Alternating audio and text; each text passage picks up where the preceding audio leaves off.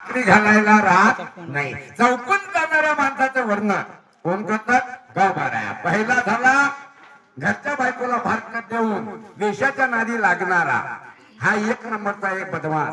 दुसरा घरातले पैसे काढणारा, भोकरला जाऊन 5 दारूच्या बाटल्या घेऊन येणारा, हे सुद्धा स्वर्गाला जात नाही. जे रात्रंदिवस काम करणारा, याचे मुंड्या मोडून त्याचे मुंड्या मोडून पैसे गोळा करून ठेवणारा, एक चिकट आणि 2 उधार. कारण दारूच्या नादी लागणाऱ्याची जमीन शिल्लक राहत नाही आणि बाईच्या नादी लागणाऱ्याची जमीन आणि घरदार बायको शिल्लक राहत नाही. आणि एक पैसा गोळा करते, स्वतः चहा पित नाही, अंगाला कपडे घालीत नाही, मोठमोठे हांडे तयार करून जमिनीमध्ये पुरून ठेवते, याचाही पैसा याच्या जवळ राहत नाही. मग हे तिन्ही गुण वाईट आहे. आणि तिन्ही गुण जर एका घरात बसले, कोणाच्या? एका बाबाला 3 पोरं, एक झालं बाई ठेवणार, एक झालं दारू पिणार आणि एक झालं पैसा गोळा करणार. म्हणून गावबारा मग असे 3 बच्चे जर एका खानदानीत पैदा झाले तर एकच गोळ्या नरकात घातल्याशिवाय राहत नाहीत. बोला वेश्या गवानी जे रतन हे सर्वदाती उन्मत नाथ स्वार्थ परमात्मा विचरत खरं देशाच्या दारामध्ये जाणारा आणि दिवसा कर्म करणाऱ्या माणसाचं वर्णन करतात. ते उन्मत आहे, अति उन्मत. त्याला सोयरा कळत नाही, धायरा कळत नाही, त्याला आनंदी ते पंढरपूर वारी कळत नाही, शक्तीचा कार्यक्रम करीत नाही. रात दिवस एकच धंदा, काम वासना ज्याच्या डोळ्यात. गावबारा म्हणले हे नरकाचं गिऱ्हाईक. बोला खरने मर्यादा तुझा देखता जनपदा दोन्ही विचारे सदा सरे कदा बाजारा. खर नेणे मर्यादा. 4 पायाचा गाढवाला काही कळतंय का बापू? काहीच कळत नाही. आणि हे 2 पायाचं गाढव कोण म्हणले? गावबारा. ही देशाच्या दारात जाणाऱ्या गाढवाला सुद्धा दिसत नाही. बोला दहानी तावरावरी प्रीती धावे समोक खरी पदा भिगात मुखावरी आवडी करी झेलता. मंडळी 4 पायच्या गाढवाची वही आलेली, तुटून गाडी समोर आहे, पाठीमागा गाढव आहे. त्या गाडीला हा गाढव नकोय. खट लाता मारते, लाता मारून रक्त निघते, तरी हे गाढव तिच्या पाठीमाग लागते. दुसरी 2 पायाच्या गाढवाची बाई आहे. बायको गेली, घर गेलं, वावर गेलं, लेकरा बाळाचा उन्हाळा झाला. म्हणजे वेश्याबाईनं आपल्या छातीत जरी 2 लाथा मारल्या तर त्याला त्या लाथाचं सुख वाटते. बोला जैसा पुरुष कामाचारी सुखाची मानी निरंतरी पाऊल जाऊन दिदुरी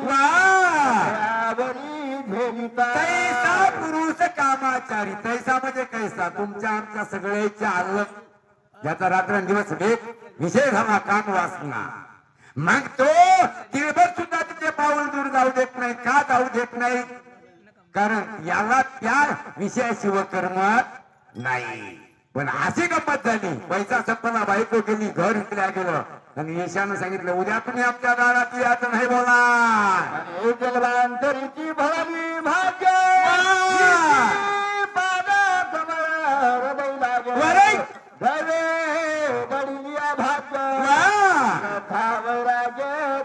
दुसऱ्या दिवशी हा दारात गेलाय. बाईने सांगितलं होतं, काला सांगितलं होतं घरी येऊ नको. हा घर गेला, बायको गेली, म्हणजे मह्यामुळे गेली नाही, तुझ्या आदतीमुळे गेली. मग बाईनं पायातली चप्पल काढली, खट इकून 2-4 मारल्या. त्याचा तुलच मिळून आला, दाजीबाई काऊन मारायली हो? आणि हिच्या चप्पल खाण्याकरता अनंत जन्म देवाचं नाव घ्यावं लागते. मग ते कोण? हा गाढव म्हणजे. बोला श्रीकामाची ऐश्वर्यती स्थिती पदराची संपत्ती होती जगनिंद. आता हे झालं स्त्री कामाची ऐश्वर्यती. दुसरी गोष्ट आहे दारू. म्हणून मंडळी दारू मध्ये पहिल्यांदा कोण गेलाय? पहिल्यांदा ज्याच्याकडे संजीवनी नावाचा मंत्र होता त्याचं नाव शुक्राचार्य. कोण? शुक्राचार्य दैत्य गुरु. यानं पहिल्यांदा दारू पिली. ज्याच्या मुखामध्ये अमृत नावाचा मंत्र जाते त्याला सुद्धा मराव लागलं. म्हणून दारू पिऊ नका, वावर विकू नका, बायकाची आणि लेकरा बाळाच्या शिवासरात खाऊन कुठे गलीनं कागद चिवडू नका. कोणाचं म्हणणं आहे? गावबाऱ्याचं बोला. वा स्वर्गा पुढे निष्कामे तरी डोळा पुढे वा खडे मोक्ष सुख. मंडळी पैसा किती उत्तम आहे. पैशामुळं होतात सगळे काम, पैशामुळं होता जमते यम. मंडळी पैशामुळे यम होता जमते, पैशामुळे इंद्र होता जमते, पैशामुळं कैलास जाता जमते. का जाता जमत नाही? त्याच्या ताब्यात पैसा आहे. त्या बहात्तरनं 100 जर यत्न केले, किती? 100 यत्न झाल्याच्या नंतर त्याची जी मनात इच्छा आहे ती ईश्वराला पूर्ण करावं लागते. पण करंत करते म्हणतात एवढा उत्तम पैसा आहे, पण दारू पिणाऱ्याला त्या पैशाची किंमत नाही. बोला. आयुष्य धना मद्यपान अरे हे निजात्मघाती संपूर्ण बोल. सेवन अकल्प. मंडळी येथून यायचे धन 500ची नोट काढली बँकेतून, गेला दुकानावर. 2-3 पावसाळ्या लावल्या. आजचा टाइम झालाय, पाऊस पडायला लागलाय. बारीकशी वाट आपली पहिल्या काळामधली पाऊल वाट. काटाड कुटाड रस्त्यानं झुकत झुकत यालाय, काटे बुडायला लागले, खाली पडायला उठायलाय. एवढ्यामध्ये पिसाळला कुत्रा तिकून चालला. त्या पिसाळ्या कुत्र्याने त्याला बघायला मारलं. का? हे पिसाळ्या कुत्र्यापेक्षा ही पिसाळलेली अवधात आहे. बोला. स्वप्नी न देखती सुख जन्मांधर देख भोगी ती नरका निवार. मंडळी ज्याचा विषय पैसा झालाय ते अंगपोटाला खात नाही, घरामध्ये सण करीत नाही, आणि शेजाऱ्याला जेवू देत नाही. सणाच्या दिवशी घरी भांडणं करील आणि लोकांच्या इथं जाऊन जेवल्याशिवाय राहणार नाही. अशा बदमाश माणसा करता गावबाऱ्या 4-5 वेळा खर्च करतात. बोला. मरणात घटे घेता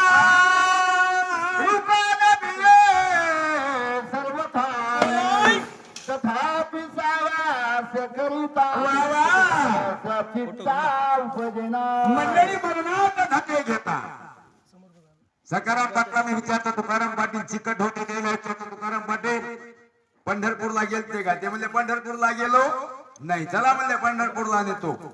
जाण्या येण्याचा राहण्याचा खाण्याचा खर्च माझ्याकडे. आणि तो चिकट माणूस पंढरपूरला गेला, आंघोळ केली आणि चंद्रभागेवर भगवंतानं मनात धरलंय किती चिकट आहे पाहू. पांडुरंगानं वासुदेवाचं रूप धरलं. दानबाबलं तुकाराम पाटील बापाचा उद्धार केला. त्यानं सांगितलं माझ्याकडे 500 रुपयाची नोट आहे, तुम्हाला रुपया द्या करता माझ्याकडे शिल्लक नाही. गावाकडे आल्यावर 1 रुपया देऊ. पण यानं वासुदेवाला रुपया दिला नाही. जत्रा झाली. तुकाराम पाटील घरी आला. पंढरपूरचा पांडुरंग वासुदेवाच्या रूपामध्ये याच्या परीक्षे जेवल्याबरोबर दान पावलं. विचारलं बाई पाटील हात घरी. त्या सांगितलं कोण आहे? म्हणजे भलं काय चाललंय? आपण ठिपाड वासुदेव म्हणजे पंढरपूरचं देव करा. काय म्हणायले? म्हणजे रुपया तुकाराम पाटलाकडे राहिलाय. सांग म्हणजे पंढरपूरून आले, ताप आली आणि डोळे पांढरे व्हाया लागले. कशामुळं? 1 रुपया द्यायचा नाही, मरणात झटे घेता. वहीचा अर्थ आहे.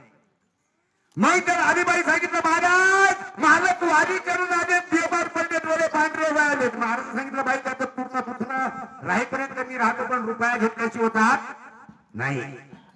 कोण सांगितलं? वासुदेवानं. रुपया घेतल्याशी होतात नाही. विचारतो बायकोला कुठे आहे वासुदेव? म्हणजे दारात बसतो. सांग मला मी येतो म्हणून. माय म्हणजे 1 रुपया द्या मी येतो म्हणून. कशाला? म्हणा तुला मग ऐकायचं नाही का? म्हणला 1 रुपया करता मी रात्रंदिवस केळीचे कंदाड वाटतात म्हणला. पण कोणाच्या बापाचा रुपया देत नाही. माय महाराज म्हणली बुवा मालक मी येता म्हणून बाईनं 4 पत्रिका काढला. शेजारी पाजारी गोळा झाले. लगेच भिताडाला खिळा ठोकला आणि बांधला किंवा तुकाराम पाटील. जिकडं तिकडे बातमी गेली. मसलवट्यामध्ये सगळं नचल्या गेलं आणि 4 खंडेकरी आणि मडक्यातलं पाणी तपायने बायकोने सांगितलं महाराज आता तुम्हाला उचलणार आहात, माडावर ठेवणार आहात. म्हणला वासुदेव म्हणजे दारात नाही हा म्हणला बघ तुला आंघोळ घातल्या गेली तेवढं कडक पाणी अंगावर सहन केलं कशा करता 1 रुपया करता मरणात जटे घेता रुखा न मिळे सर्वता मानावर भांडला बदलमध्ये आणला बायकोनं सांगितलं तुमचं बड्या जावं म्हणली रुपया द्या महाराज म्हणला वासुदेव म्हणली सरणाचा खाल्ला कोणा ठाक उचलला आणि सरणात ठेवला दुसऱ्याने संकाड्या पोराच्या हातात दिल्या म्हणली आता तरी डोळे उघडा हो त्यांना वासुदेव म्हणली पायाच्या जवळ थांब म्हणला लावली काडी लावल्या बरोबर बाई गेली सांगितलं दादा तुम्ही तरी मला माझ्या नवऱ्याचा जीवदान द्या म्हणली एकदा सरम जायला लागले एवढ्या मध्ये वासुदेवना विचार केला काय बेखूब आवला धैर्य म्हणला जन्माला घातली बर्मदेवाला एवढी वक्ती आवला जन्माला घालायला न पाहिजे होती बर्मदेव चुकला सांगितलं बाबा मग 1 रुपया फिटला हे म्हणला पथ्या उठला अर्धा जळाला पण रुपया दिला नाही मग गावबाऱ्या म्हटलं अशा वक्ती अवलादीने सुद्धा कुळेचा उद्धार केला नाही बोला आयुष्या आयुष्या कष्ट मिळे नवी उपाय भरे निज शरीर कष्ट मिळे जेणे फळे निज रात्रंदिवस काम कबाड कष्ट केले पण कधी सत्याला पट्टी दिली नाही आणि चांगल्या कार्यामध्ये खर्च केला नाही लोकांची भांडणं लावून दिली कोणाला पण नसतात लोकांना सुखानं जेवू दिलं नाही आणि आपणही सुखानं जेवणार नाही म्हणून झालेला आत्ती झालेला पैसा माणसाला झोप येऊ देत नाही म्हणजे भाकर खाईन चहा पिण पैसा पण लागला बोला जेणे भोगी देवी भोग जेणे भोगी दे सर्व भोग जेणे साधे महायोग जीवा शिवा विभाग मंडळी, पैसा किती उत्तम आहे याचा वर्णन करतात गावबाऱ्या जेणे भोगीची आई हे भोग ये भोगामध्ये धाब्यामध्ये जाणे दारू पिणे म्हणजे वरी स्वर्गात दारू मिळते मुळीच नाही आळंदी ते पंढरपूर वाऱ्या करणे पंक्ती देणे आणि इमानदारीनं वागणे इथे जे आपण भोगलोय यातच प्रतिशोध कुठं स्वर्गामध्ये मिळते आणि पैशामुळं आपण देव धर्म कुंभमेळा हे जर केलं तर ते जीव आणि शिव या दोन्ही पदव्याला कुठं पाठवतात ते कुठं चालला प्राण तू गडबडीनं तुला आलंय माझं बोलावण हे पूर्ण जे सितारे हे सोडणारा कोण आहे भगवान मग हे सितारा भगवंताच्या हृदयामध्ये सुद्धा नृत्य करता जमते एवढा पैसा उत्तम बोला राजा रामचंद्र भगवान की जय. चला मारुतराव मस्के बरड शिवाळा पंजाबराव मुदनर जोंडीकर पंजाबराव मुदनर